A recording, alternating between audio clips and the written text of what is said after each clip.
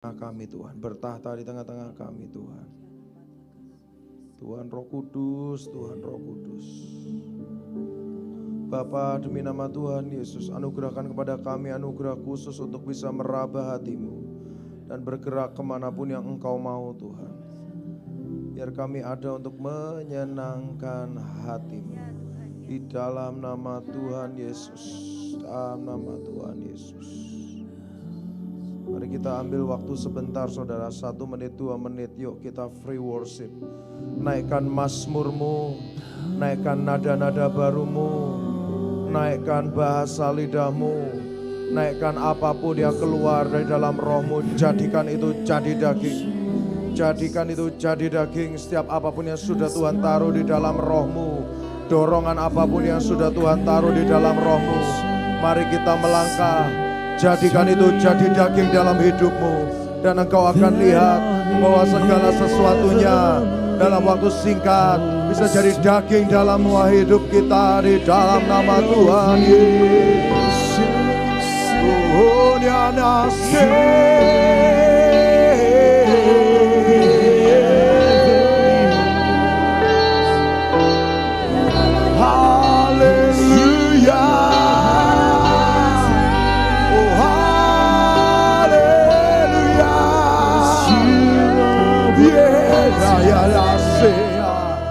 Kau indah, kau mulia,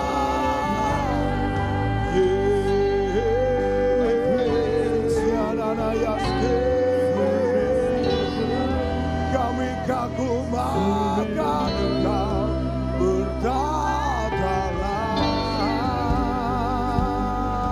Tuhan di tengah kami.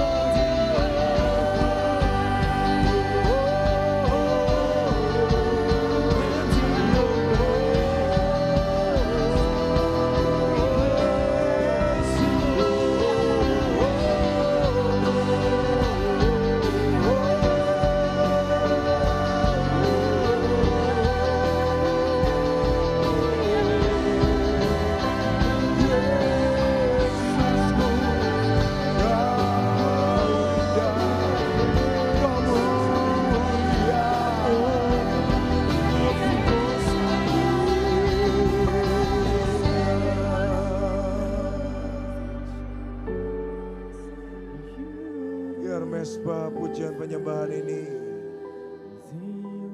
terus berdiri atas tempat ini, berdiri atas hidup kami, berdiri atas keluarga besar kami Tuhan. Kau yang bertahta, maka segala sesuatu yang tidak kudus tidak dapat bersatu dengan yang kudus. Yang bukan dari Tuhan tidak dapat bergerak dalam hidup kami, sebab ada pengudusan yang daripada-Mu. Terima kasih Tuhan, kehormatan bagi kami Tuhan, untuk bisa ada menyenangkan hati-Mu. Kami minta roh hikmat, wahyu, pengertian turun atas setiap kami. Ajari kami Tuhan, ajari kami. Di dalam nama Tuhan Yesus, kami mau lebih dalam lagi. Semua yang percaya katakan amin. Silakan duduk saudara. Shalom. Saudara, di hari-hari ini terkadang banyak orang yang tidak mengerti apa yang menjadi bagian kita di masa-masa ini. Ketika kita lihat yang terjadi, waduh, ini terjadi pandemi, PSBB dan lain sebagainya. Banyak sebagian dari anak Tuhan gak ngerti justru pada waktu itu tempat dan waktu yang khusus dan yang baik untuk kita bisa mengkristalkan diri kita dan mengejar Tuhan lebih gila lagi saudara. Banyak orang akhirnya sebenarnya di masa-masa sekarang ini justru kita memiliki banyak waktu sebenarnya untuk bisa semakin gila-gilaan sama Tuhan, untuk bisa semakin belajar dan mengerti isi hati Tuhan. Dan ketika kita bisa menarik itu saudara, segala sesuatu yang supranatural itu malah jadi sebenarnya dalam hidup kita. Bukankah ketika kita dibedakan dari dunia saudara, ketika pencobaan yang besar itu terjadi atas dunia, kita malah menikmati segala sesuatu yang terbaik dari Tuhan. Di masa-masa sekarang ini harusnya kita semua, anak-anak Tuhan, hamba-hamba Tuhan, gereja-gereja Tuhan harusnya bisa menjadi jawaban buat dunia. Anda sadar gak sadar saudara, banyak orang di luar sana haus akan kebenaran di masa-masa sekarang ini. Banyak orang yang di luar sana udah gak ngerti harus berbuat apa. Tapi justru di situ kita harusnya bisa jadi jawaban. Banyak yang di luar sana mengalami kekurangan, mengalami suatu kesusahan yang tidak pernah mereka pikirkan sebelumnya. Tapi seringkali kita cuma berpikir untuk diri kita sendiri, dan kita tidak mau jadi berkat. Akhirnya apa saudara? Ya sudah, tidak terjadi pembedaan itu dalam hidup kita. Saudara, di masa-masa sekarang ini saya rindu untuk saudara bisa mengerti apa yang menjadi bagian kita. Sehingga kita tidak kehilangan kesempatan di masa-masa sekarang ini untuk bisa maksimal di hadapan Tuhan. Dan untuk bisa menerima jaminan Tuhan dengan kuat. Amin. Berapa banyak dari saudara yang sudah mengerti tentang masa Elul? Saya mau lihat tangannya. Oke, terima kasih. Oke, sebagian besar berarti belum tahu ya saudara ya. Sebenarnya apa yang saya siapkan hari ini materi kelanjutannya. Tapi it's okay saudara, gak apa-apa. Hari ini kita akan belajar dari apa itu masa Elul saudara. Saya akan cerita dulu latar belakang yang terjadi saudara. Ketika saudara tahu di tempat kami di Bandung, kita tuh mengadakan gerakan doa bagi Indonesia setiap jam 5 pagi. Itu yang diwariskan oleh para pendahulu kami, Pak Daniel. Beliau dapat dari Tuhan untuk kita bisa berdiri bagi Indonesia dari jam 5 pagi sampai jam 6, cuma 1 jam. Dan menurut beliau ini adalah kehormatan bagi kita ketika kita dapat covenant khusus untuk bisa berdiri bagi bangsa kita. Lalu itu sudah berjalan sampai saat ini saudara. Singkat cerita beberapa waktu yang lalu kalau gak salah pada waktu tanggal 10 Agustus atau 8 Agustus. Sebelum 10 Agustus mungkin. Tanggal 10 Agustus mungkin, 10 mungkin. Waktu itu ketika kami doa pagi di Bandung, Tuhan tiba-tiba berkata sesuatu di hati saya. Elul, Tuhan bilang. Elul gitu. Saya pernah dengar kata itu tapi saya tidak begitu familiar memang. Tapi saya tahu Elul ini berbicara tentang salah satu penanggalan. Asal satu bulan di penanggalan Ibrani saudara, Elul. Lalu oke, saya bilang nanti saya akan pelajari Tuhan. Nanti saya akan konfirmasi semuanya. Singkat cerita doa pagi selesai, streaming sudah closing, semuanya selesai. Lalu saya lupa dengan itu semua. Saya lupa dengan itu semua. Keesokan harinya kita doa pagi lagi. Ketika kita mengangkat talit bagi Indonesia, kali ini Tuhan berbicara lebih kencang lagi. Dia berbicara audible di telinga saya. Elul katanya. Saya kaget saudara. Ya ampun, ini yang kemarin yang Tuhan ngomong sebenarnya. Tapi saya lupa. Ya Tuhan, ampun Tuhan saya bilang. Kali ini aku akan serius mempersiapkan tentang hal ini dan saya akan pelajari ada apa dengan yang engkau sampaikan, Elul ini. Lalu saya pelajari saudara tentang Elul ini saudara. Elul ini salah satu bulan di dalam penanggalan Ibrani. Dan yang sebenarnya Elul ini adalah satu bulan yang cukup spesial buat mereka. Bukan cukup spesial, bahkan mereka bilang bahwa bulan ini sangat-sangat spesial. Karena bulan Elul itu sebenarnya adalah masa persiapan mereka sebelum menghadapi hari besar itu. Hari penghakiman besar itu, saudara. Dan di masa-masa Elul mereka mendekatkan diri mereka ke Tuhan dan melakukan pertobatan besar dalam hidup mereka secara masif.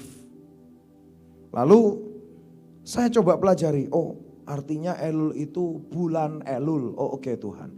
Lalu saya cari kapan sih bulan Elul ini. Lalu saya temukan konversinya, kalau misalnya penanggalan Ibrani ke Gregorian ditemukan tanggal 1 Elul. Untuk tahun ini itu pas jatuh pada tanggal 21 Agustus kemarin. Lalu saya bilang gini, oh ini berbicara mau persiapan tentang bulan Elul. Singkat cerita setelah saya pelajari itu, sekali lagi ketika saya tidur saya biasakan diri saya untuk merenungkan firman Tuhan. Maksudnya apa? Ketika kita dapat rema sesuatu, jangan sampai itu hilang begitu saja. Rema itu adalah firman yang datang bersama-sama dengan Tuhan. Di dalam Yohanes 1 dikatakan apa saudara? Pada mulanya adalah firman. Firman itu datang bersama-sama dengan Allah. Firman itu adalah Allah. Jadi ketika Anda mendapatkan rema dalam hidup Anda,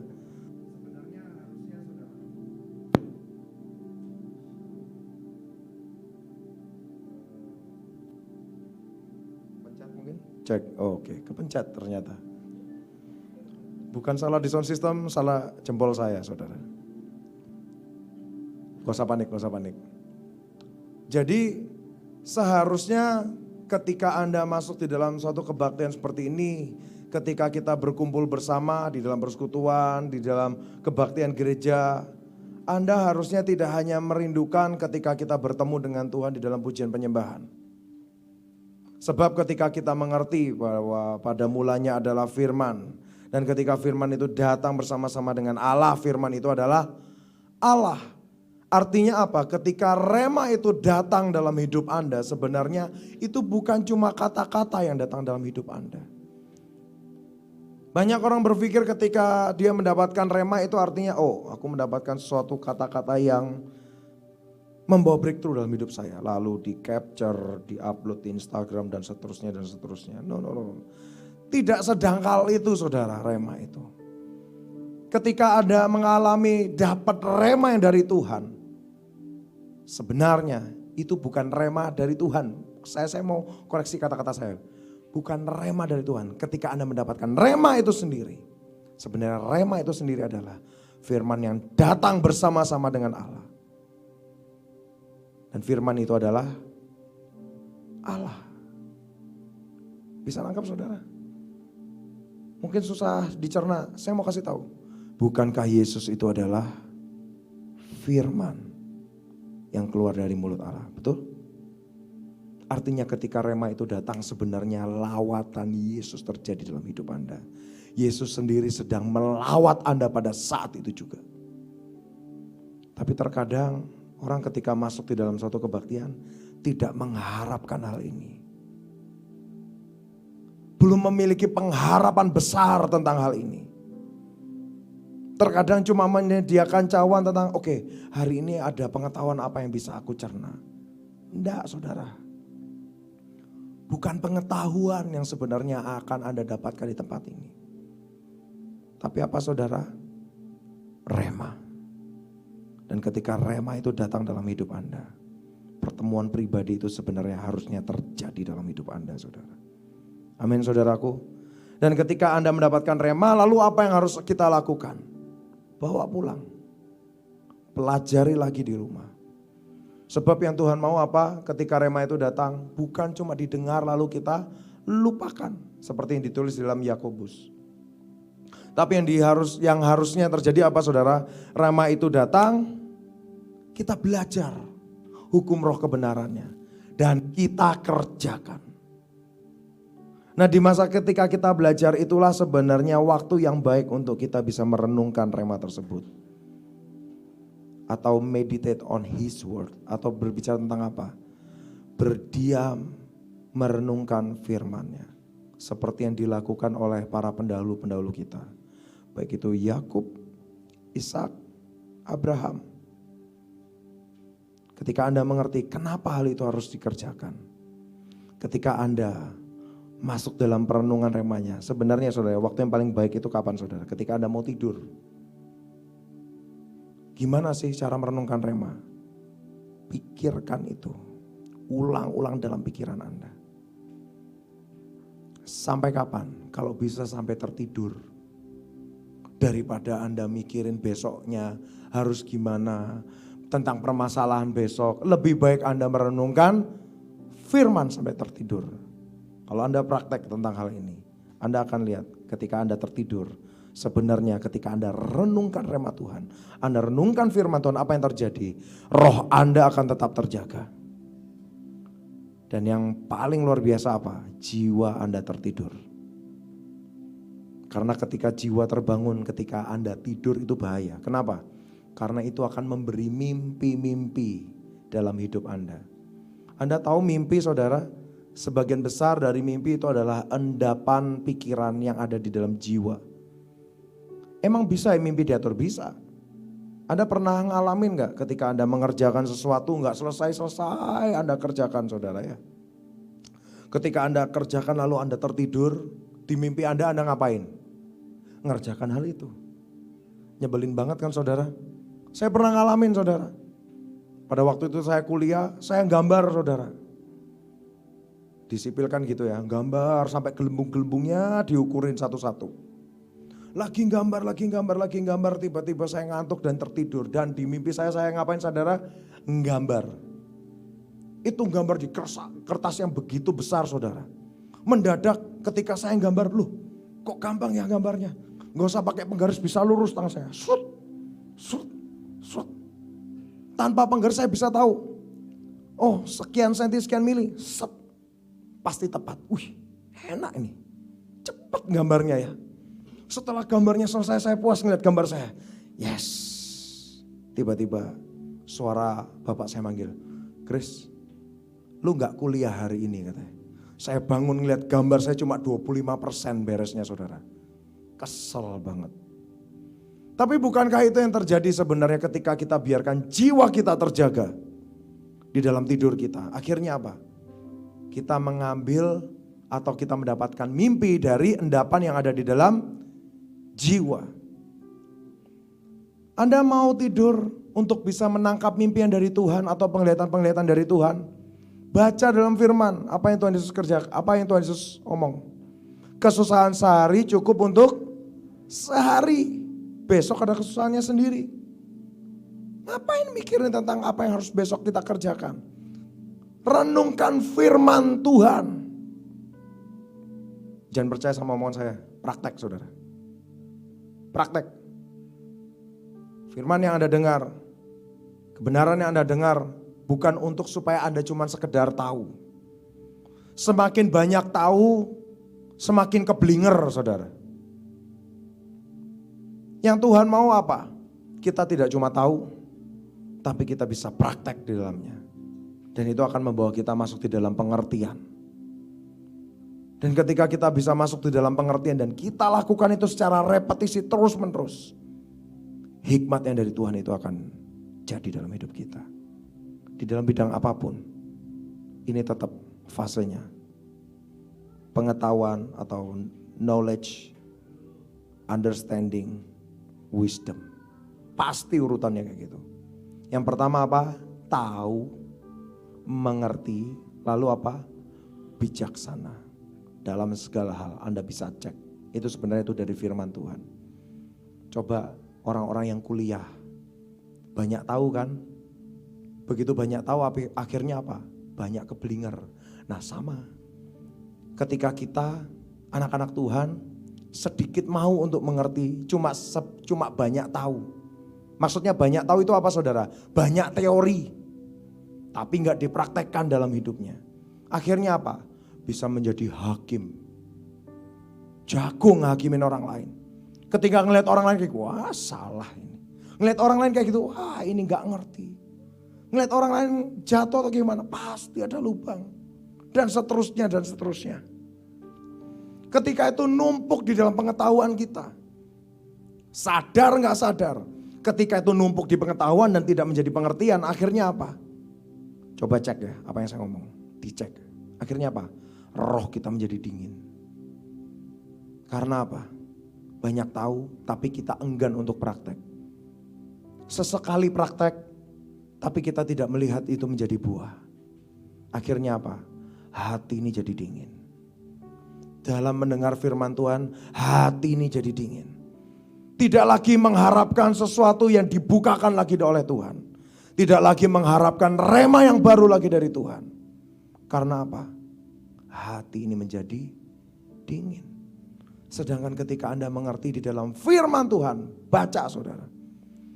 Benih yang ditaburkan di tanah yang baik, itu adalah seperti orang yang menerima firman dan menyimpan itu di dalam hatinya dengan baik.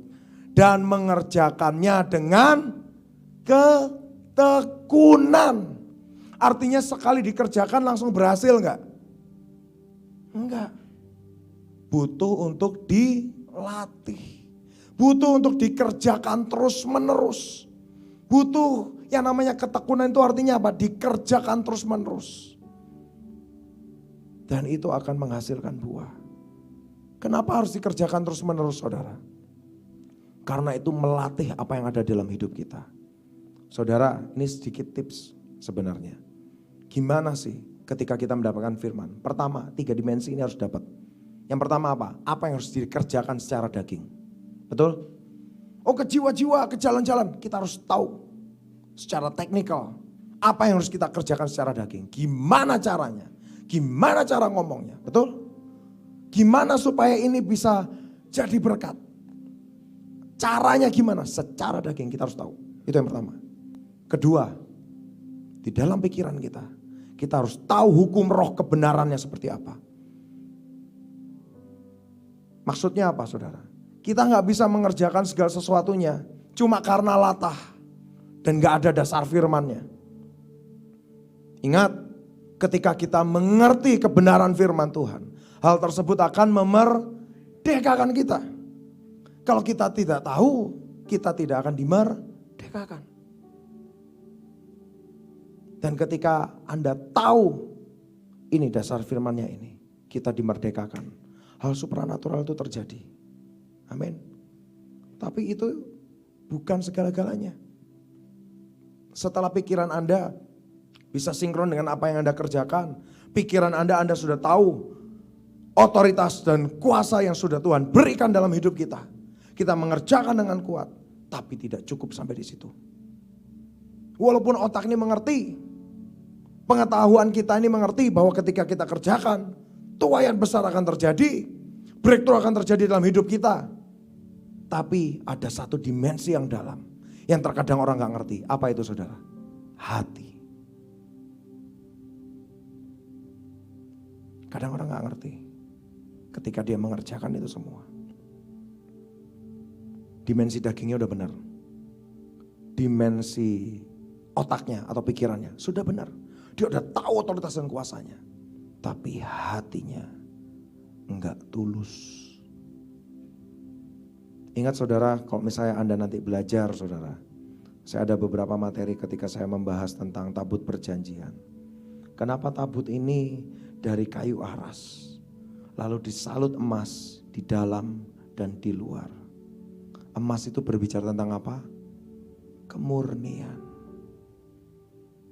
Perjanjian, covenant yang dari Tuhan.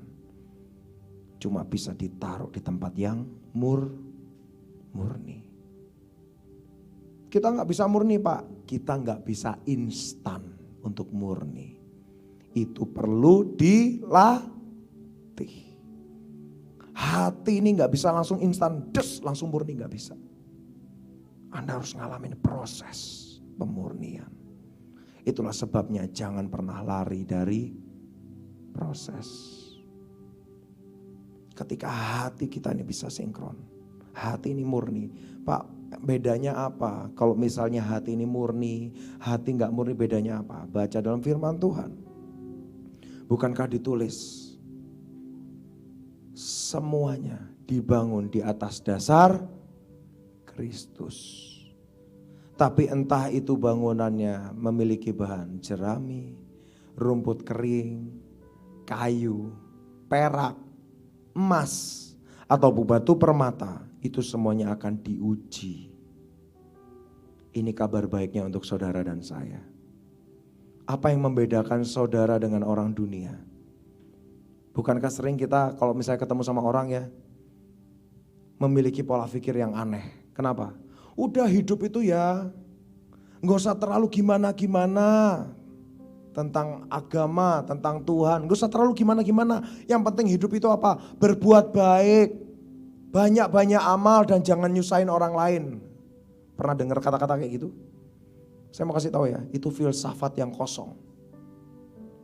Kenapa? Karena itu menomorsatukan manusia dan menomorssekiankan Tuhan. Loh Pak, tapi kan kalau hidup kayak gitu sudah bagus. Bagus. Loh nuai gak kalau hidup kayak gitu? Kalau hidup baik, gak nyusahin orang lain, banyak amal, nuai gak sekarang saya nanya? Nuai. Firman Tuhan adalah firman Tuhan, hukum adalah hukum. Barang siapa yang bisa menabur, dia akan menuai. Menabur kebaikan, dia akan menuai kebaikan, betul? Apa cuma orang Kristen aja yang bisa mempraktekkan hukum roh kebenaran? Kalau orang dunia tahu hukum roh kebenarannya, dia praktek. Jadi enggak? Jadi. Artinya ketika mereka menabur kebaikan, mereka menuai kebaikan enggak? Menuai kebaikan. Nah lalu bedanya sama saudara dan saya apa? Ini bedanya. Ketika mereka melakukan itu semua, dasarnya apa? Ya cuma untuk kebaikan. Tapi ketika Anda dan saya mengerjakan hal itu dengan pikiran yang benar, hati yang benar, Anda mengerjakannya karena apa? Karena Kristus. Ini yang membedakan. Dan ditulis dalam firman Tuhan, semua bangunan harus dibangun di atas dasar Kristus. Ketika kita mengerjakan semuanya itu tidak di atas dasar Kristus, apakah itu bisa membangun sesuatu di surga? Tidak bisa. Beda ya saudara ya. Loh Pak, tapi kita orang dunia nuai itu Pak di bumi. Iya, mereka menuai di bumi, tapi tidak bisa menerima atau tidak bisa mengumpulkan aset di kerajaan surga. Tidak bisa membangun sesuatu di kerajaan surga. Anda harus tahu, itu yang membedakan. Bisa gak mereka orang dunia mengerjakan segala sesuatunya atas dasar Kristus? Gimana bisa? Kenal aja kagak, betul gak? Mereka harus kenal Tuhan dulu. Anda bisa bayangkan saudara, betapa sia-sianya ketika kita kerjakan tanpa dasar yang benar. Tapi ketika Anda mengerti, oh ini harus dibangun di atas dasar Kristus. Puji Tuhan. Puji Tuhan. Tapi itu ada kualitasnya. Betul? Kualitasnya apa? Jerami, rumput kering, kayu, perak, emas, batu permata. Ada orang-orang yang mengerjakan karena cuma diperintah. Jangan kaget ya. Jangan kaget. Kalau misalnya ternyata yang dibangun itu cuma dari dasar jerami. Atau rumput kering, atau kayu. Ada yang mengerjakan segala sesuatunya karena pengen diberkati. Jangan kaget. Kalau ternyata hal itu juga tidak tahan uji. Ada juga orang yang mengerjakan itu semua karena takut salah. Takut mengalami hukuman. Jangan kaget. Kalau ternyata itu tetap membangun, tapi bahannya tidak tahan uji. Loh sudah bagus saudara, sudah bagus. Itulah kenapa ini harus dilatih. Gak bisa sekali dua kali, hati itu harus dilatih saudara. Sampai gimana? Sampai suatu saat kita kerjakan semuanya karena kita jatuh cinta sama Tuhan. Kita kerjakan semuanya karena ingin menyukakan hati Tuhan. Kita kerjakan semuanya karena ini menjadi persembahan tulus dari hati kita. Bisa enggak? Bisa.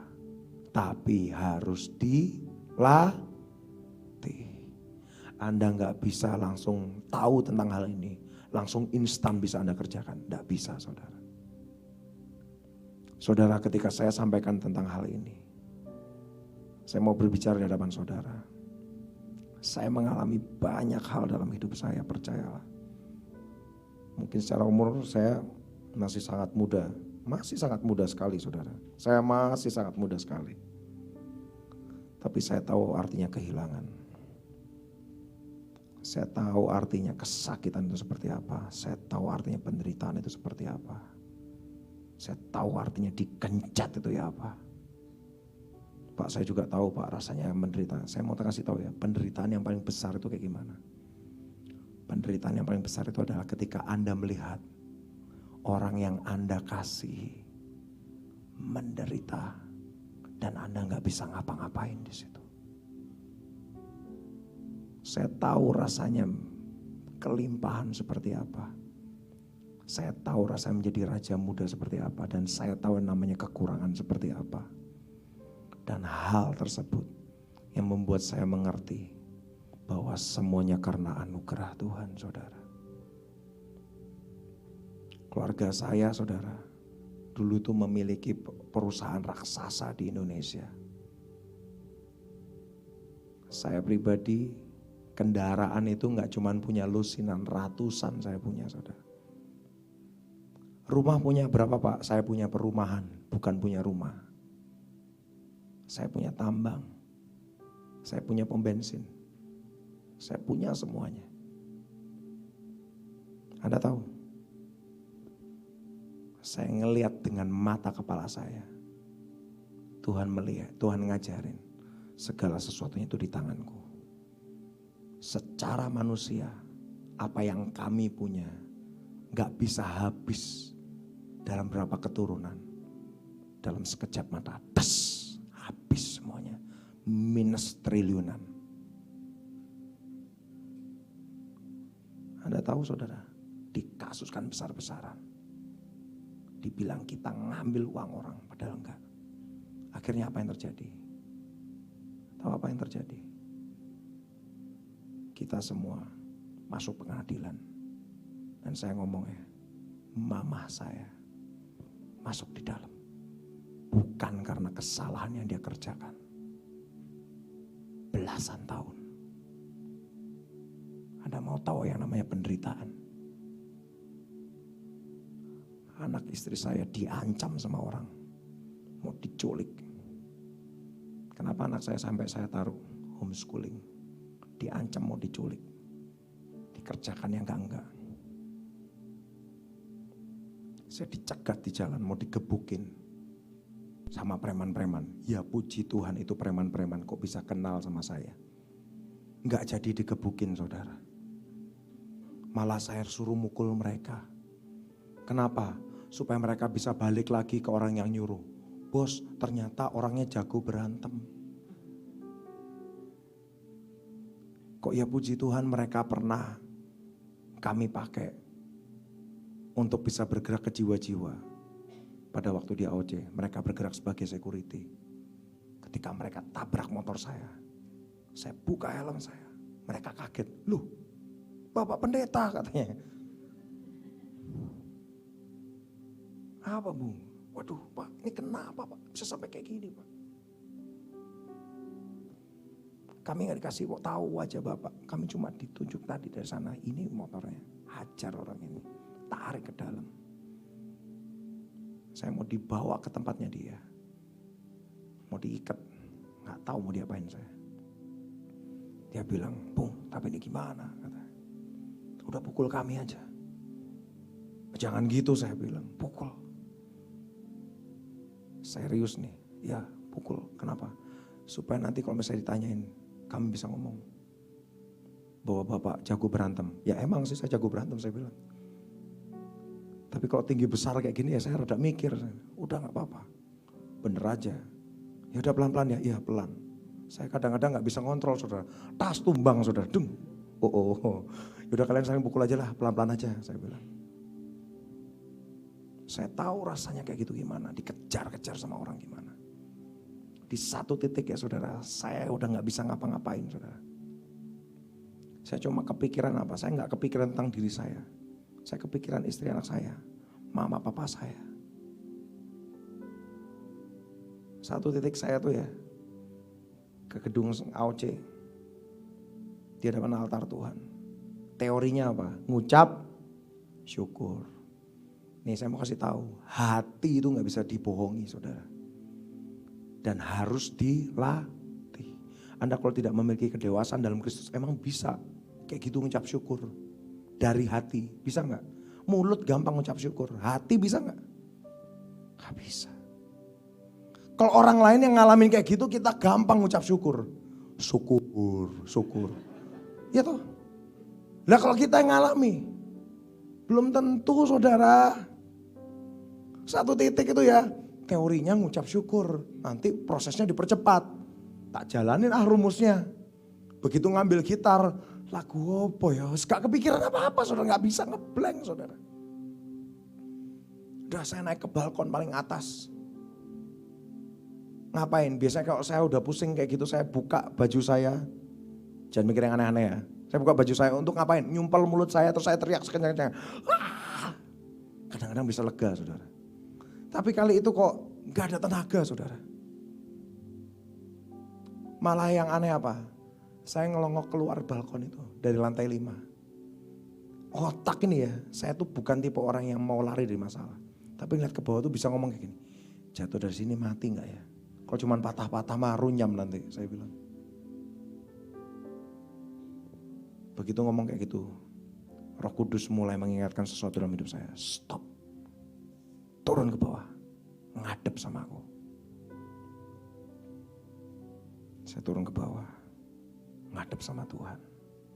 Ketika Anda memiliki pergaulan dengan Tuhan, Anda akan tahu. Ada saatnya kita mengungkapkan iman kita di hadapan Tuhan dan pengharapan kita di hadapan Tuhan. Ada saatnya kita ngomong, Tuhan aku tahu Engkau pembebasku. Engkau akan menerobos semuanya. Ada saatnya kayak gitu. Ada saatnya untuk kita bisa mengingatkan Tuhan akan janjinya. Tuhan perjanjianmu dalam hidup kami. Ini bisa. Ada saatnya. Ada saatnya. Untuk kita bisa jujur di hadapan Tuhan. Ketika saya di hadapan Tuhan, saya gak bisa ngomong apa-apa. Saya cuma ngomong ini. Aku gak kuat Tuhan. Aku gak kuat. Nangis saya saudara. Aku gak kuat nangis kayak anak kecil saudara. Tuhan ngomong audible di telinga saya. Chris, sehelai rambut di kepalamu jatuh. Aku tahu. Itu langsung tenang dalam hati saya. Yang tadinya takut, stres, banyak tekanan. Langsung tenang. Loh Pak, itu bukan jawaban Pak. Menurut saya itu adalah jawaban. Karena apa?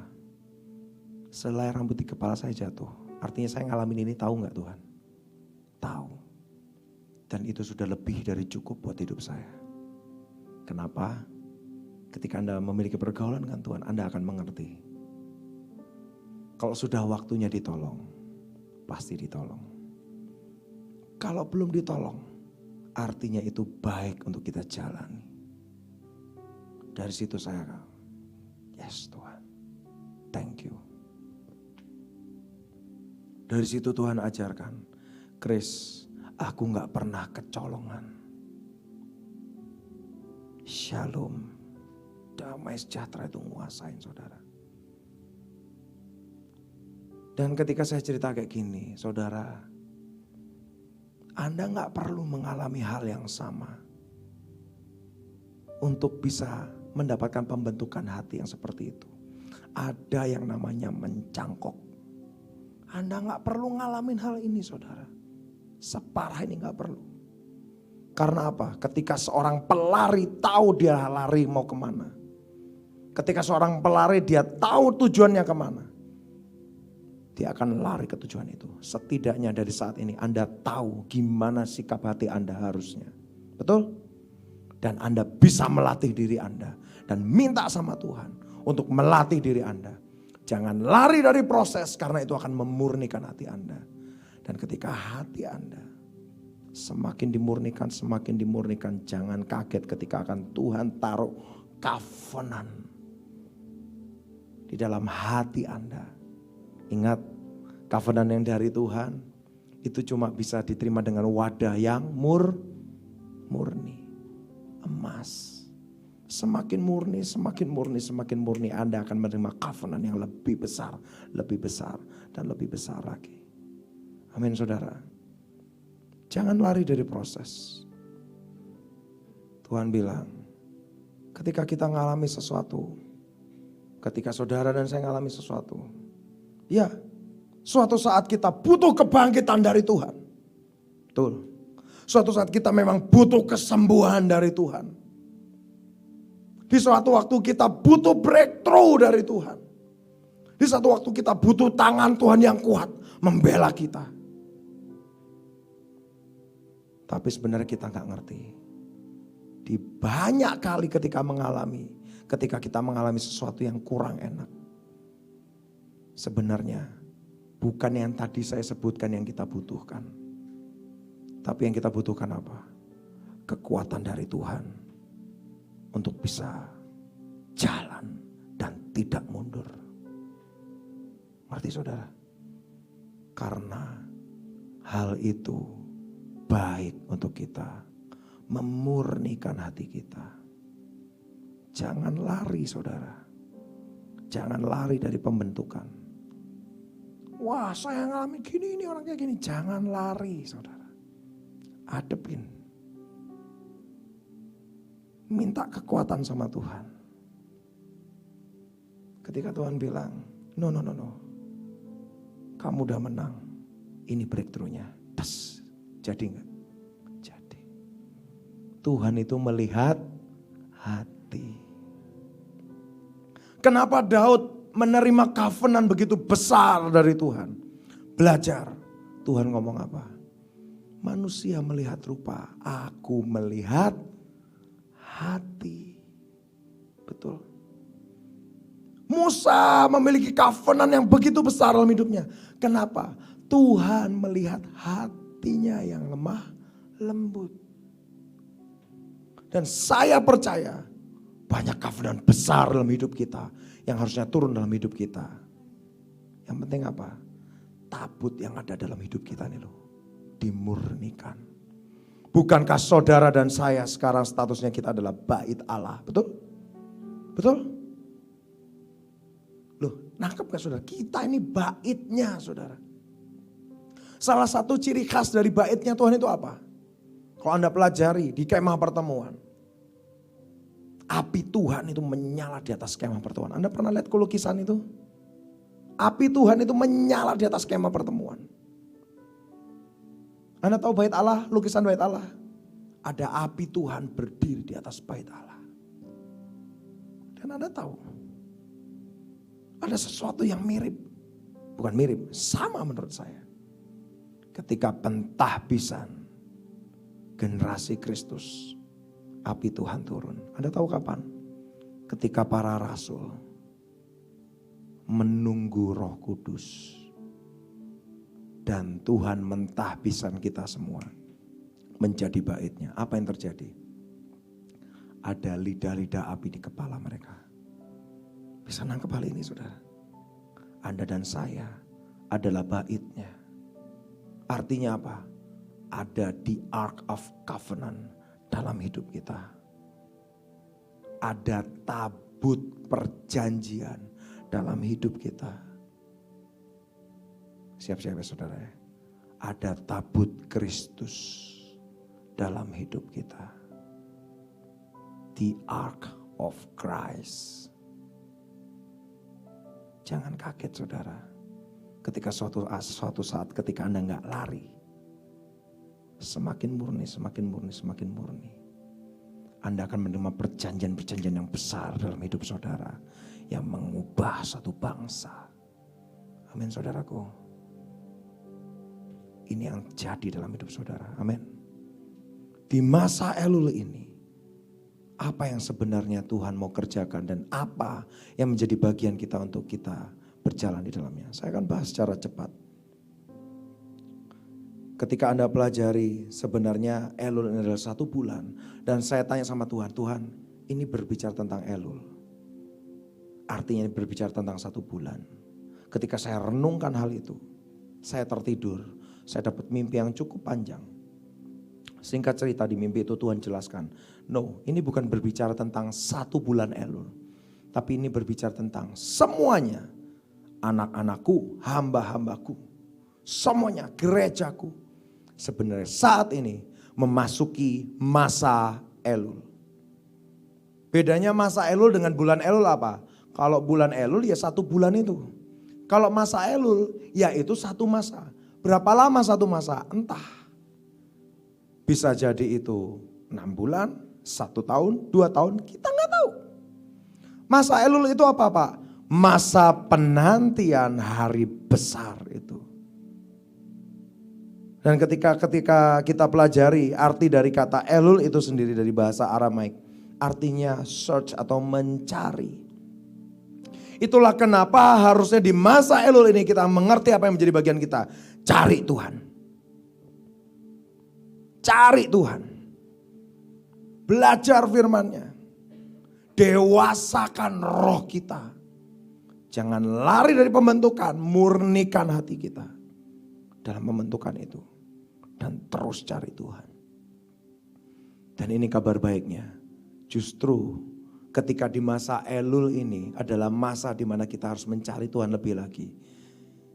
Di masa Elul ini Tuhan juga curahkan roh pengenalan akan Tuhan besar-besaran atas seluruh dunia. Bukan cuma atas saudara dan saya, tapi atas seluruh dunia. Roh pengenalan akan Tuhan. Dan ini akan nyambung dengan yang selanjutnya yang saya akan bahas. Karena apa? Di masa Elul ini ketika Anda pelajari, Anda search di handphone Anda Elul gitu. Lalu Anda search picture atau Anda cari gambar di sana. Anda akan ketemu beberapa wallpaper yang menarik. Karena apa? Di situ ada gambar ladang yang sudah menguning. Lalu ada seseorang yang di tengah-tengah ladang itu. Tulisannya apa? The king is in the field. Sang raja berada di tengah-tengah ladang. Yang mengerikan di bawahnya ada tulisan, where are you? Kamu ada di mana? Di masa Elul ini sebenarnya Tuhan, Sang Raja berada di tengah-tengah ladang. Ngapain dia di tengah-tengah ladang? Ketika Anda pelajari sebenarnya pada masa kerajaan Yahudi pada waktu itu sebelum dalam masa penjajahan. Ketika sang raja berada di tengah-tengah ladang, ngapain? Dia mencari pekerja-pekerjanya yang mandul. Dia melihat pekerja-pekerjanya yang bekerja. Dia akan tahu sebenarnya yang mana sebenarnya pekerja-pekerjanya yang mengabaikan tugas dan tanggung jawabnya. Dan dia akan tahu sebenarnya pekerja-pekerjanya yang bisa bertanggung jawab di sana. Di masa Elul inilah sebenarnya terjadi masa pemisahan antara kambing dan domba. Anda pelajari dalam firman Tuhan, kambing dan domba itu bicara tentang apa? Dua-duanya orang Kristen. Yang satu sebenarnya merasa melakukan apa yang Tuhan mau, tapi sebenarnya Tuhan bilang, enggak, kamu gak ngerjain apa-apa. Nah yang satu mengerjakan apa yang Tuhan mau, tapi dia tidak merasa. Betul? Kawanan domba berkata apa? Kapan aku melakukan itu semua? Tuhan ngomong apa? Ketika engkau mengerjakan sesuatu untuk hambaku yang paling hina ini, engkau mengerjakannya buat aku. Tapi kambing ngomong apa? Kapan aku gak ngerjain ini? Betul? Artinya dia merasa melakukan sesuatu enggak? Hati-hati. Saudara, jangan cukup puas ketika Anda dan saya bisa mengerjakan yang namanya perintah Tuhan. Anda mau semakin dalam dengan Tuhan? Katakan semakin dalam, saudara. Katakan semakin dalam. Anda mau semakin dalam dengan Tuhan? Anda harusnya ngerti. Ketika apa yang di hati Tuhan itu sudah menjadi suatu perintah. itu sebenarnya untuk kebaikan saudara dan saya. Itu sebenarnya ketika Tuhan sampai memerintahkan sesuatu. Artinya ini hamba gak ngerti-ngerti. Pak, bedanya kita mengerjakan perintah Tuhan itu gimana? Loh, kalau itu sudah dalam bentuk perintah ya kita kerjakan. Tapi seharusnya jangan sampai nunggu itu dalam bentuk perintah. Emang apa Pak pengaruhnya? Kita baca sama-sama di Kisah Para Rasul, saudara. Buka dalam Kisah Para Rasul.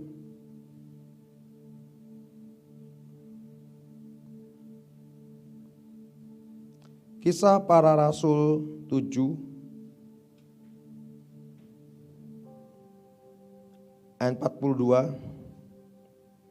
Dan saya akan lanjut sedikit ke ayat 43. Saya akan bacakan supaya cepat. Maka berpalinglah Allah dari mereka dan membiarkan mereka beribadah kepada bala tentara langit. Seperti yang tertulis dalam kitab nabi-nabi. Tuhan berkata apa? Apakah kamu mempersembahkan kepadaku korban sembelihan dan persembahan selama 40 tahun di padang gurun itu, hai kaum Israel? Lalu Tuhan menjawab sendiri apa? Di ayat selanjutnya. Tidak. Anda kaget gak baca ini? Kaget gak? Lu baca dalam perjanjian lama. Sebenarnya orang Israel mengerjakan itu semua gak? Ngerjain saudara. Menaikkan korban gak? Menaikkan. Tapi semuanya cuma atas dasar perintah. Nangkep? Bukan atas kesadaran mereka. Mereka mengerjakan itu semua. Saudara, jangan pernah kita merasa berjasa ketika kita mengerjakan perintah Tuhan. Kenapa? Ini loh ibaratnya kayak gini. Misalnya saya seorang tuan dan saya punya beberapa hamba. Saya baru balik dari luar negeri mungkin. Saya bawa koper besar-besar sama istri saya sama anak saya, saudara. Di situ ada hamba-hamba saya lagi duduk.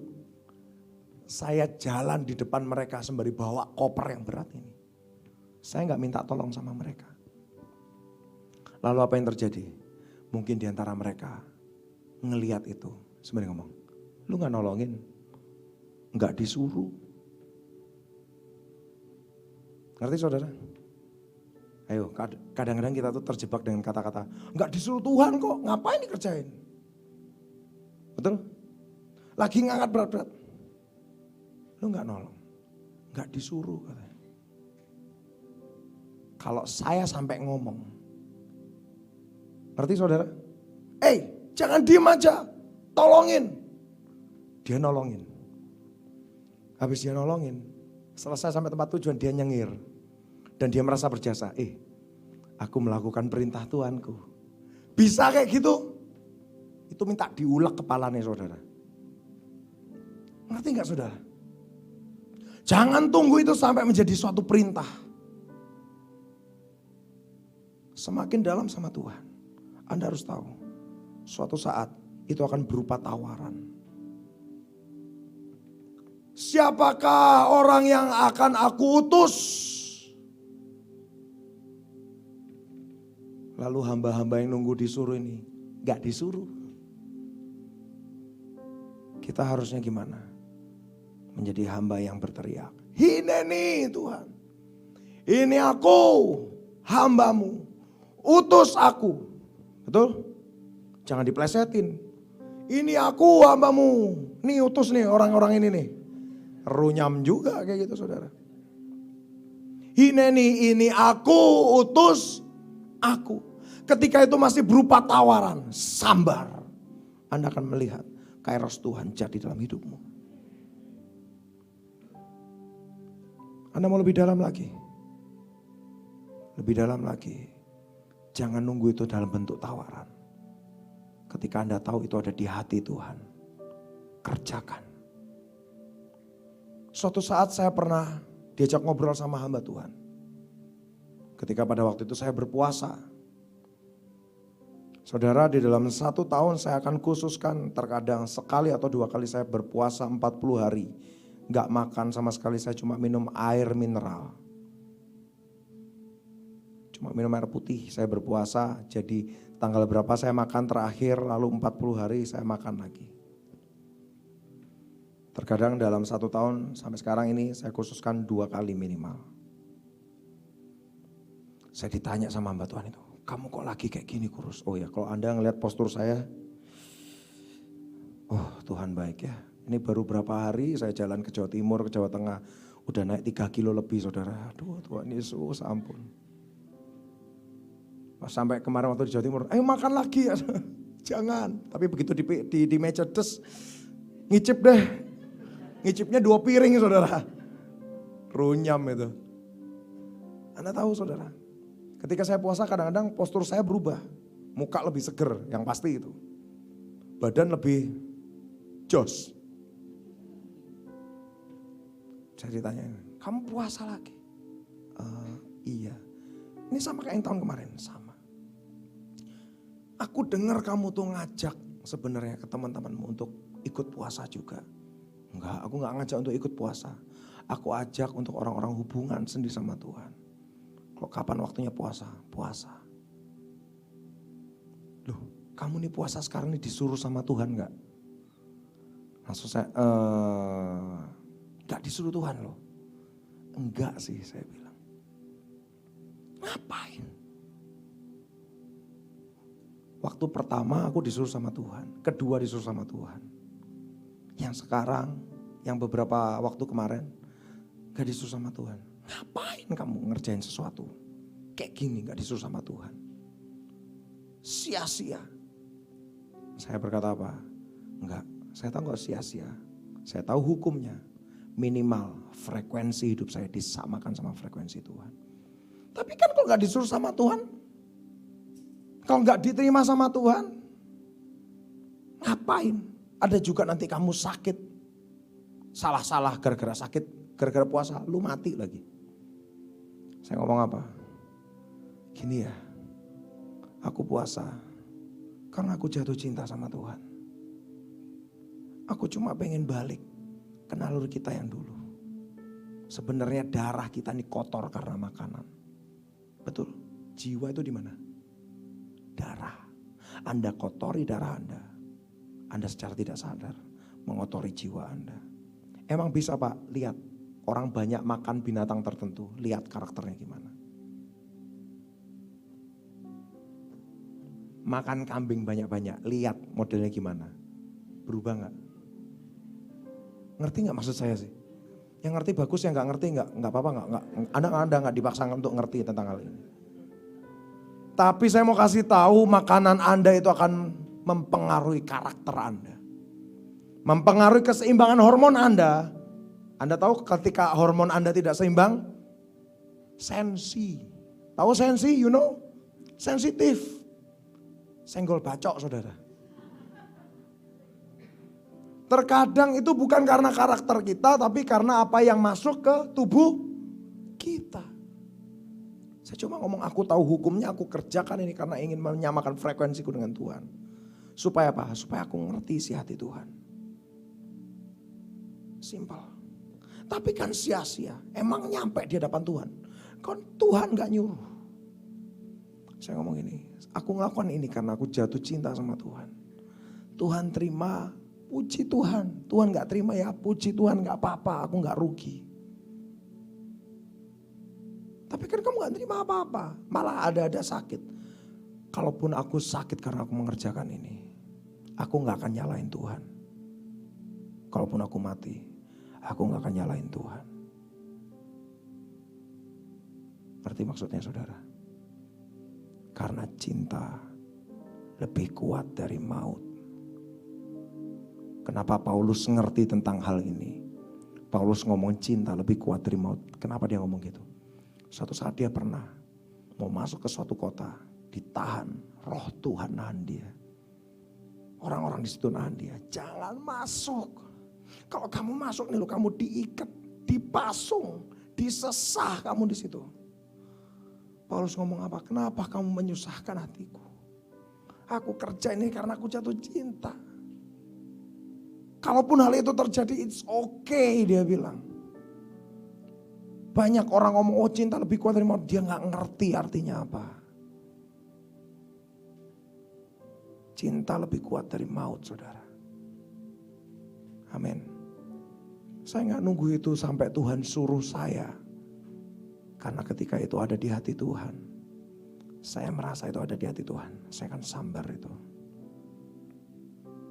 Jangan tunggu itu keluar sebagai perintah.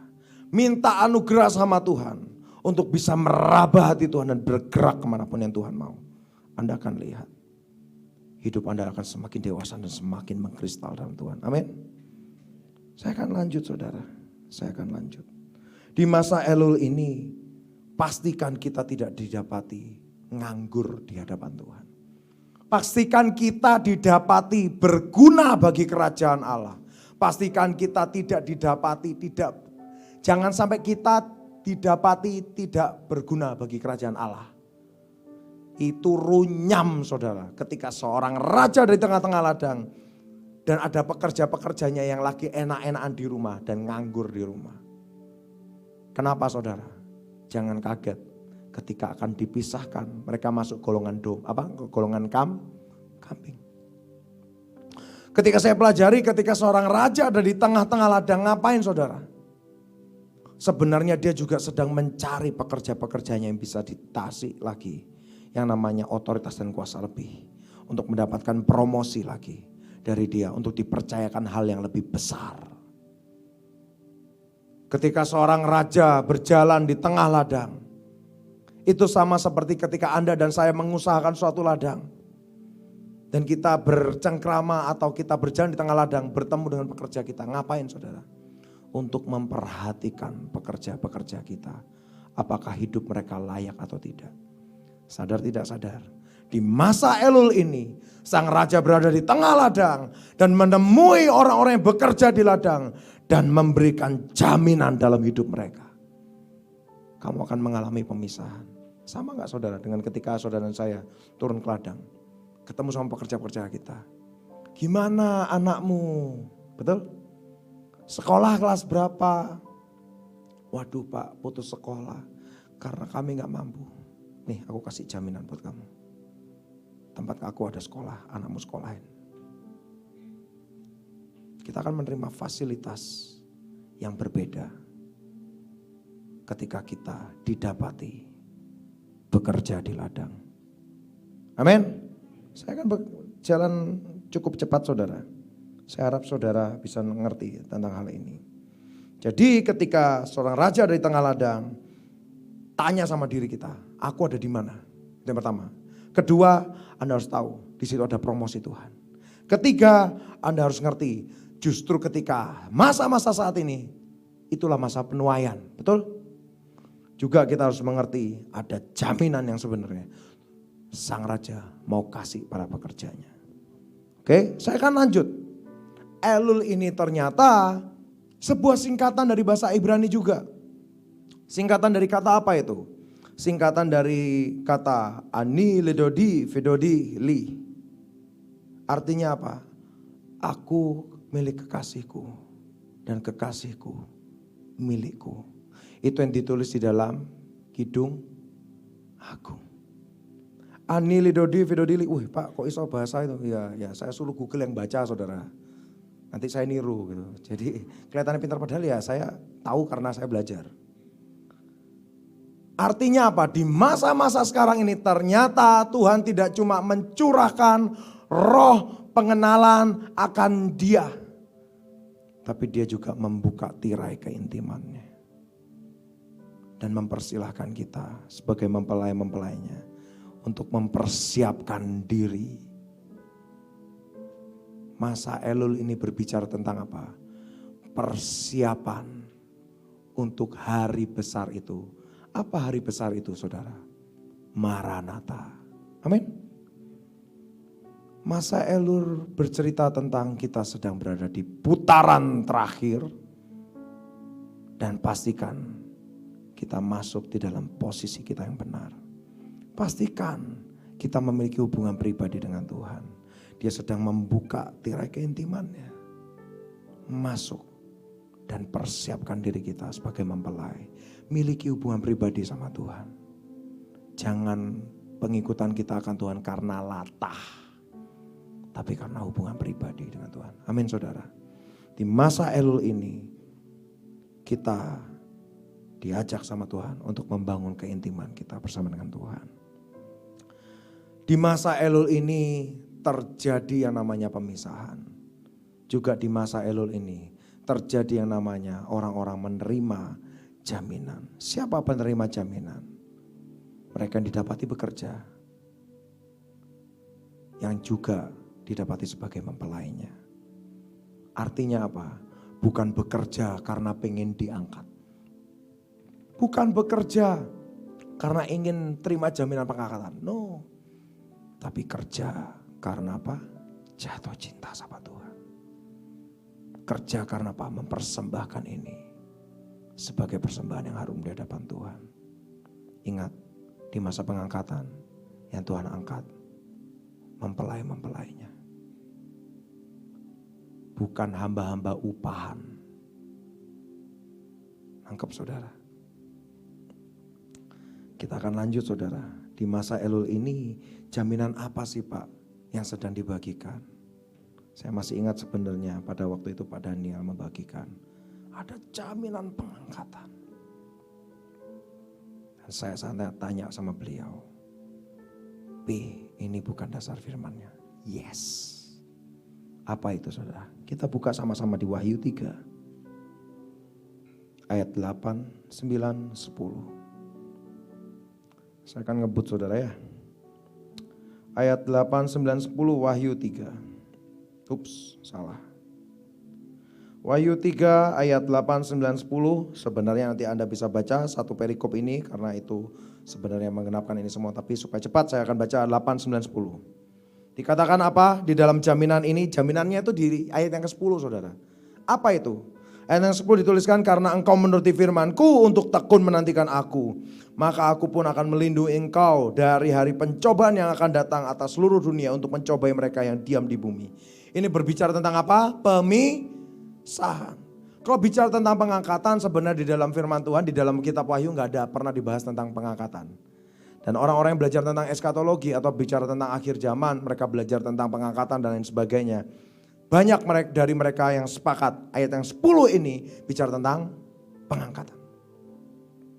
Jadi dikatakan apa? Tuhan akan melindungi engkau dari pencobaan yang datang atas seluruh dunia untuk mencoba mereka diam di bumi. Jadi gini ya, banyak orang yang membahas tentang pengangkatan itu terjadi sebelum masa kesesakan.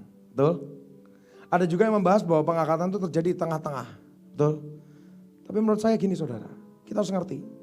Mau di pada awal, mau di pada tengah-tengah, kita harus siap dua-duanya, betul? Jangan sampai kalau yang di awal akhirnya apa? Kita gas pekerjaan kita, tapi kita tidak siapkan stamina iman kita. Tapi kalau misalnya ternyata terjadi di tengah-tengah masa kesesakan, stamina iman kita kempes.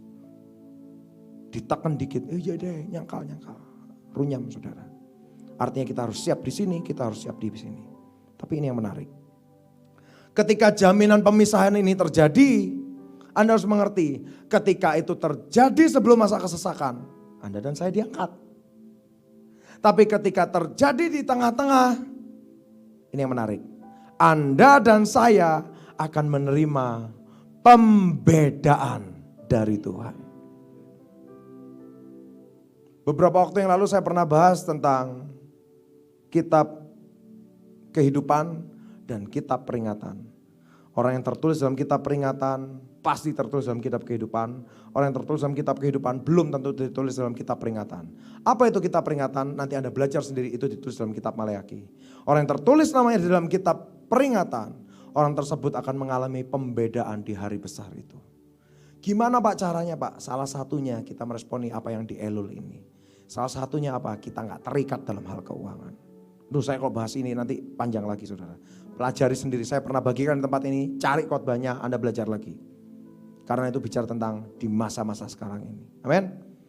Nah, kalau misalnya kita baca yang ayat 10, itu jaminannya. Tapi kita harus ngerti apa yang menjadi bagian kita, betul? Ayat 8 saya akan bacakan. Aku tahu segala pekerjaanmu, garis bawahi. Artinya apa? Kita didapati bekerja. Nangkep ya? Aku tahu segala pekerjaanmu, artinya apa? Kita didapati bekerja di sana. Lihatlah, Aku telah membuka pintu bagimu yang tidak dapat ditutup oleh seorang pun. Aku tahu bahwa kekuatanmu tidak seberapa. Anda harus memahami, ketika kita bekerja di putaran terakhir ini, terkadang kita menerima sesuatu yang kita pikir, aduh ini di luar kekuatanku. Baca saudara, Tuhan tahu bahwa kekuatanmu tidak seberapa. Namun karena engkau menuruti firmanku, engkau tidak menyangkal namaku. Lihatlah beberapa orang dari jemaah iblis, yaitu mereka yang menyebut dirinya orang Yahudi, tetapi sebenarnya tidak demikian. Apa saudara?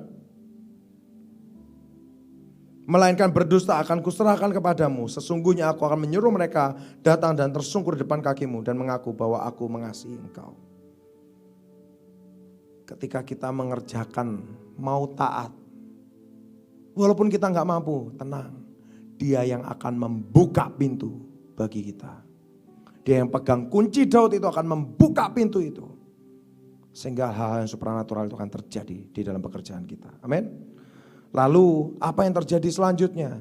Lihatlah antikris bahkan yang tadinya harusnya di masa kesesakan itu.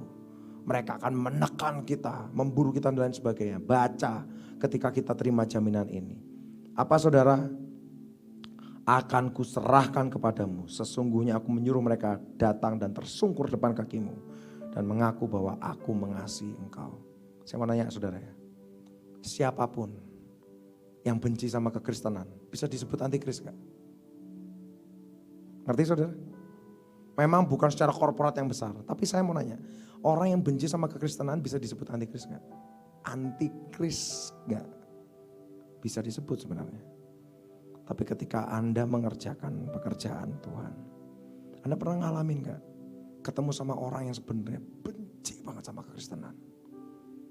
Tapi ketika ngalamin kayak gini, Anda bisa datang dan bisa menjadi jawaban dalam hidupnya. Mungkin dia gak langsung bertobat dan terima Tuhan.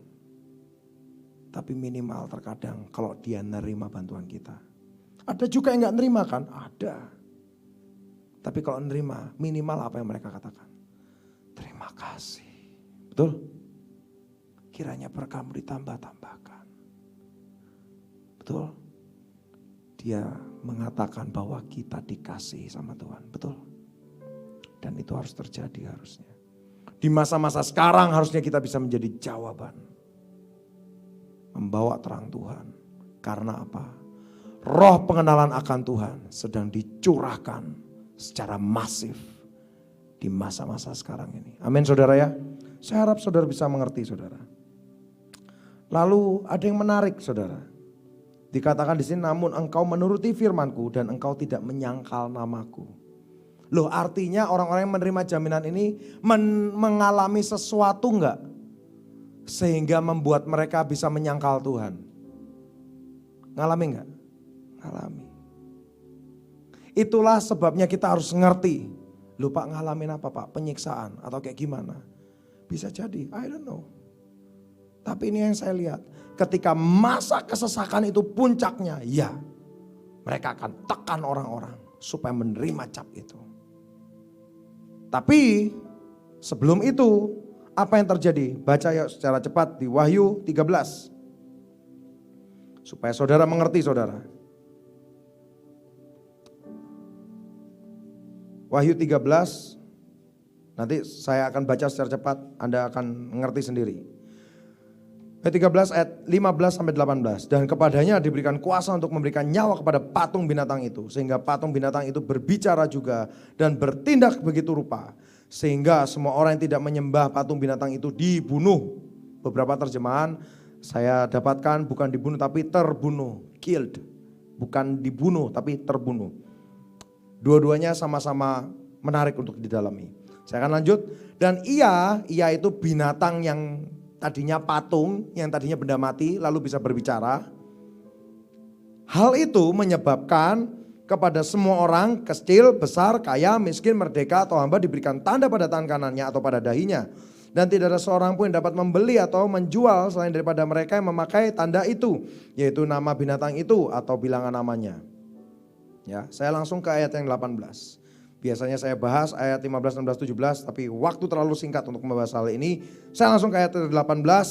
Yang penting di sini ialah iman kita. Gitu? Enggak. Yang penting di sini adalah keteguhan kita. Bukan, Saudara. Yang ditulis apa? Yang penting di sini ialah hikmat.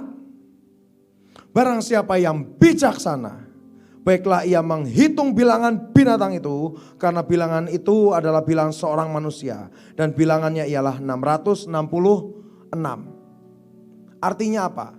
Justru di masa sekarang ini, selain kita butuh untuk dekat sama Tuhan, kita butuh yang namanya hikmat. Ini yang terkadang sebenarnya banyak orang di masa sekarang ini sudah masa bodoh, betul? Adalah masa bodoh aja lah. Tapi saya mau kasih tahu, ketika dikatakan barang siapa yang bijaksana, baiklah ia menghitung, garis bawahi menghitung. Ketika dikatakan menghitung itu artinya ini gamblang enggak, Saudara? Artinya ini tidak gamblang, Saudara. Makin gamblang makin enggak mungkin. Di sini sebenarnya kita akan mengerti. Ketika dikatakan yang penting di sini ialah hikmat, bukan keteguhan dan lain sebagainya. Artinya apa? Mereka tidak sedang memaksa. Pada waktu itu terjadi. Tapi apa yang mereka lakukan? Menggiring. Tahu bedanya dipaksa dan digiring? Di puncak memang kesesakan itu, orang-orang akan dipaksa. Tapi sebelum itu, orang-orang akan digiring sedemikian rupa. Tahu rasanya digiring, Saudara? Dibuat mau gak mau. Anda akan butuh tentang hal ini. Sekarang saya nanya, di sini dikatakan patung binatang itu dikasih sesuatu sehingga dapat berbicara. Anda sudah menemukan nggak sekarang benda mati yang sekarang sudah bisa bicara dan diajak ngomong? Hah? Beberapa ketawa lagi. Hah? AI, betul. Itu kecerdasan buatan. Beberapa waktu yang lalu saya dikejutkan suatu video di YouTube, Saudara. Di Jepang karena ada suatu pandemi yang besar ini, mereka membatasi, benar-benar membatasi. Tapi mereka tidak berhenti sampai di situ. Ada sebuah gereja yang melakukan pembaptisan dengan robot. Kaget, Saudara? Saya juga kaget, Saudara. Robot itu berbentuk tidak seperti manusia sih. Cuman setengah ke atas, ditaruh di atas meja gitu. Ada berapa robot. Jadi orang kalau misalnya mau baptis rame-rame bisa langsung jejer. Robot itu di sini ada layarnya, di kepalanya ada layarnya. Nanti di sini ada kuesioner. Percaya Yesus enggak? Yes. Gitu. Pokoknya diisi semua. Kalau nilainya bagus, hore kamu bisa dibaptis gitu. Kira-kira kayak gitu, Saudara. Saya nggak tahu itu bisa contek-contekan nggak? Ini jawabannya apa ini gitu. Orang Jepang kan sipit-sipit ya, nyontek nggak kelihatan gitu. Saya nggak tahu tuh. Tapi kira-kira seperti itu. Kuesioner diisi semua. Setelah lolos, oke kamu bisa dibaptis. Nanti gambar yang di kepala, gambar pesternya. Si hamba Tuhannya. Dia akan menuntun, oke siapkan tanganmu di posisi kayak gini, kepalamu kayak gini. Di dada dari robot ini ada suatu gambar, yuk samakan siluetnya. Setelah sama, oke siap ya nanti. Kamu dibaptis di dalam nama Bapa, Putra dan Roh Kudus. Itu tangannya sud. Nah, kalau saya lanjutkan runyam nanti. Wah ini berarti, gak usah dibahas. Sesudah itu, amin. Cos, disemprot. Dari kepala robot itu, cos. Kalau ada pertanyaan, Pak itu sah enggak? Enggak tahu. Tapi mungkin suatu saat beberapa tahun ke depan kalau Tuhan belum datang, kita akan ketemu sama orang-orang kayak gitu. Wah kamu sudah kenal Tuhan lama-lama. Siapa yang baptis kamu? Robot. Sah nggak Pak? Nggak tahu, sejujurnya saya nggak tahu Saudara. Tapi hal ini mengejutkan saya sebenarnya. Jadi saya nanya, ini masa ini kita sudah masuk belum? Patung binatang itu bicara tentang apa sih? Benda mati yang sudah bisa berbicara. Jangan AI itu udah terlalu jauh. Nanti ya AI itu ya kecerdasan buatan. Sehingga hal ini memiliki emosi. Bisa marah, bisa sedih. Ini belum bisa marah, belum bisa sedih kan? Yang Anda kantongin sekarang ini, betul? Anda pernah Lagi buka handphone, mau nelpon ini. Loh, ngadat kenapa? Saya lagi marah katanya. Loh, kamu cuekin saya. Belum kayak gitu kan saudara ya. Tapi yang terjadi apa? Ini dong ngebanyol. Dia bisa ngebanyol saudara. Betul? Dia bisa. Ini jalan dari sini ke sini gimana? Dia bisa tunjukin saudara. Loh, ini sudah terjadi belum berarti? Dibilang oleh karena di ayat 16. Dan ia menyebabkan, ia itu benda mati yang bisa ngomong ini. Menyebabkan kepada semua orang gak bisa belanja. Tidak ada seorang pun yang tidak dapat membeli atau menjual selain daripada mereka yang menerima tanda itu. Lalu sekarang sudah mulai belanja gak pakai benda mati yang bisa ngomong ini? Ayo, ini hati-hati saudara. Loh Pak, saya punya benda itu. Simpel sih saudara. Jadi gimana nih Pak, teknologi antikris? Tenang saudara. Harus saya buang? Oh tenang saudara, tenang. Anda harus taklukkan itu. Maksudnya taklukkan itu apa? Ingat, barang siapa yang bijaksana, dia akan menghitung bilangan binatang itu. 666. Kenapa? Karena 6 itu angka manusia. Artinya apa? Semuanya akan ditarik. Sebenarnya semuanya untuk manusia. Dibuat semuanya untuk manusia. Bukankah ini semua diciptakan untuk manusianya, bukan untuk Tuhan, betul? Apakah ini diciptakan untuk mendekatkan manusia pada Tuhan? Tidak. Tujuan utamanya apa? Untuk memfasilitasi manusia. Beberapa waktu yang lalu saya pernah ngeliat kaos. Humanity above all religion. Anda setuju tentang hal itu? Kalau setuju, yaitu 666 itu saudara. Dibuat sedemikian rupa bahwa kemanusiaan di atas dari keagamaan atau di atas dari hubungan dengan Tuhan. Hati-hati, bukankah kita dididik ketika kita melakukan hal yang baik itu belum tentu benar? Nangkap saudara? Anda harus ngerti tentang hal ini dan melek tentang zaman ini. Pak, jadi gimana Pak, saya punya benda ini? Simpel saudara. Pastikan itu mendekatkan diri Anda ke Tuhan. Kalau malah itu menjauhkan diri Anda ke Tuhan, di tengah-tengah Anda mendengarkan firman, bukannya Anda mencatat dengan benda itu, malah ngecek Instagram, malah ngelihat yang lain, membuat Anda tidak fokus dengan Tuhan. Jangan-jangan itu adalah patung binatang itu, saudara. Hati-hati, saudara. Wah, jadi gimana Pak kalau kayak gitu? Tak buang aja. Tenang, gak usah dibuang. Ditabur di sini boleh Pak? Boleh, tabur sini aja. Bisa dipastikan di tempat ini akan dimaksimalkan untuk kemuliaan Tuhan. Betul Pak? Amin. Nangkap ya saudara ya. Kita sudah di zaman ini. Dan dikatakan yang penting di sini adalah bukan keteguhan kita. Karena apa? Ini digiring saudara. Yang penting di sini adalah hikmat. Kenapa? Digiring itu maksudnya apa? Suatu saat tiba-tiba misalnya. Ada satu aplikasi diciptakan sama mereka. Dan mereka punya kerjasama yang baik. Dan aplikasi ini kalau Anda download ada promonya. Promonya apa saudara? Selama 3 bulan Anda belanja apapun harganya Rp1. Jamin download KB langsung. Betul? Langsung download semua pasti. Betul enggak? Tapi ketika setelah Anda download, saya mau nanya, itu ada perjanjiannya kan?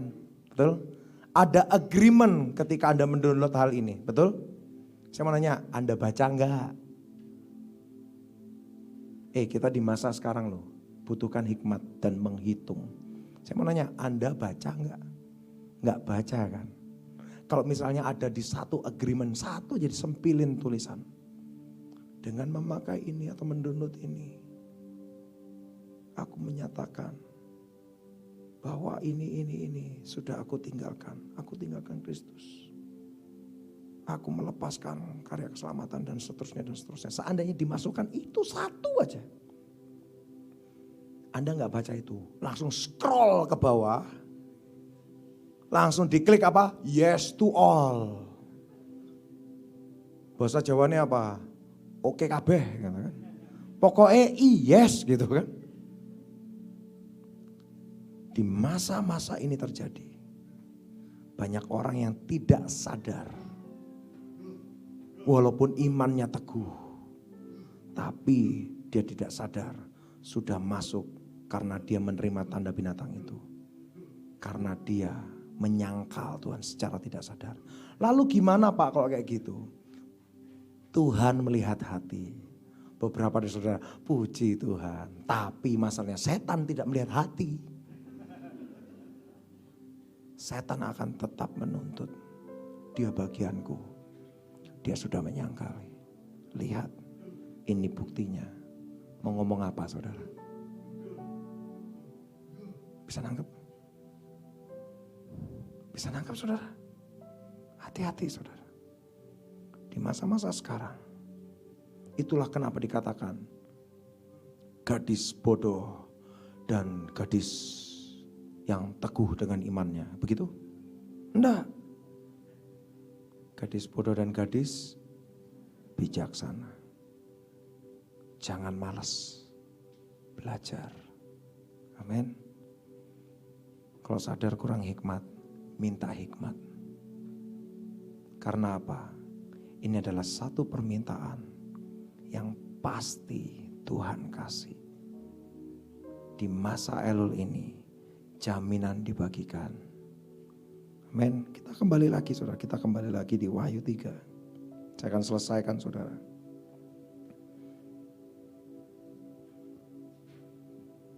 Ayat yang ke-10. Karena engkau menuruti firman-Ku, garis bawahi. Jadi menjadi bagian kita yang pertama apa?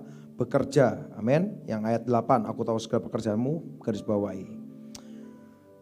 Dan aku tahu kekuatanmu tidak seberapa, namun engkau menuruti firman-Ku, garis bawahi. Itu berbicara tentang keintiman. Menuruti firman Tuhan bukan dari latah, tapi karena kita mendengar sendiri dari Tuhan. Garis bawahi, belajar untuk shema atau mendengar hati Tuhan.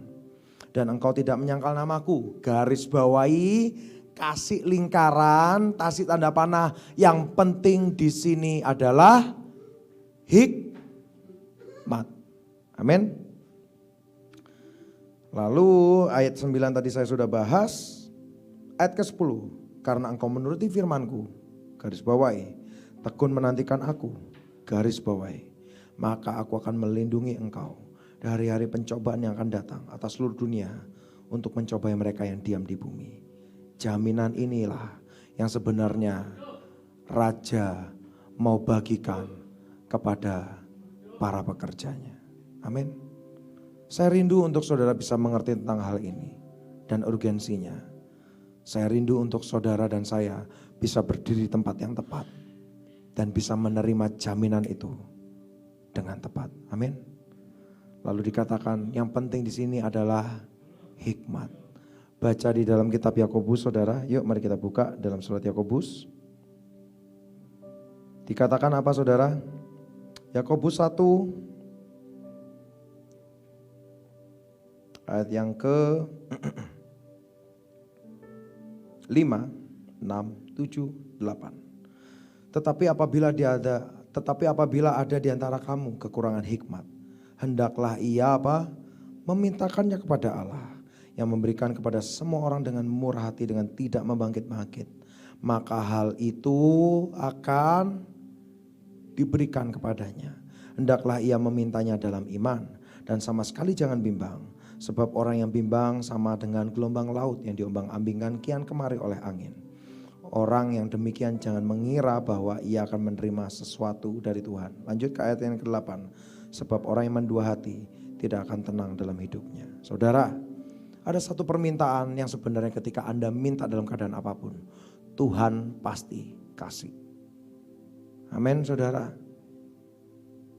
Itulah kenapa ayo minta sama Tuhan hikmat.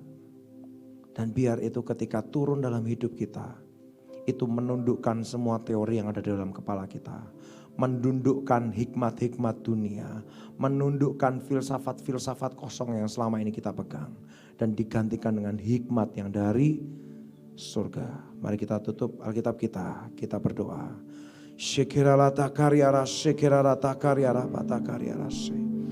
Tuhan, Tuhan, Tuhan. Kami buka tangan kami Tuhan, kami minta hikmat yang daripada-Mu. Turun atas setiap kami di dalam nama Tuhan Yesus. Turun atas setiap kami di dalam nama Tuhan Yesus. Di masa-masa sekarang ini, di masa-masa Elul ini Tuhan, pastikan kami berjalan kemanapun yang Engkau mau Tuhan. Meteraikan hidup kami Tuhan, jamin hidup kami Tuhan. Mampukan kami Tuhan, mampukan kami Tuhan. Biar semuanya ada untuk menyenangkan hati-Mu di dalam nama Tuhan Yesus. Dalam nama Tuhan Yesus, mari saudara berdiri saudara. Sekirata karya rataka, rindukan hikmat itu. Rindukan hikmat itu, rindukan hikmat itu. Nyatakan di hadapan Tuhanmu, Tuhan aku kurang hikmat. Aku minta hikmat yang daripada-Mu Tuhan. Biar itu turun menguasai hidup kami. Di dalam nama Tuhan Yesus, sekirata karya rase.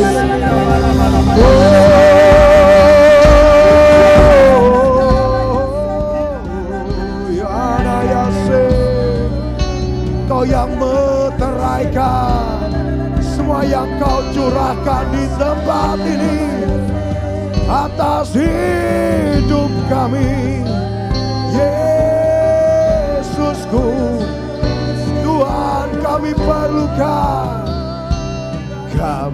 perlukan keajaiban-Mu.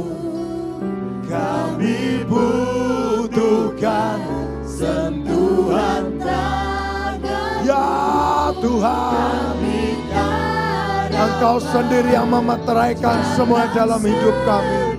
Buka tangan-Mu saudara, buka tangan-Mu di dalam nama Tuhan Yesus. Saat ini juga hikmat turun dalam hidup kami. Saat ini juga Engkau memperbarui setiap jaminan yang Kau taruh dalam hidup kami. Di dalam nama Tuhan Yesus, Engkau yang memeteraikan semuanya. Dan Engkau yang memampukan kami. Oh Tuhan, kami perlukan